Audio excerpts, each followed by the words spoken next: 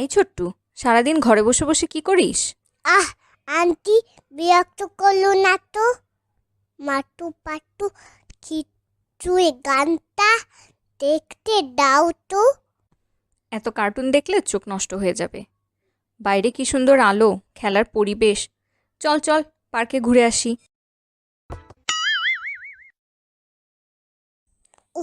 কি লোদ। রোদে vitamin D থাকে, হাড়গোড় মজবুত হবে। চল। বাহ, কি সুন্দর পরিবেশ। আখিদের কিচিমিচি, অনেক কিচিমিচি, কান ঝালা পালা হয়ে যাচ্ছে। কি বলিস? আমার তো মনটাই ভালো হয়ে গেল।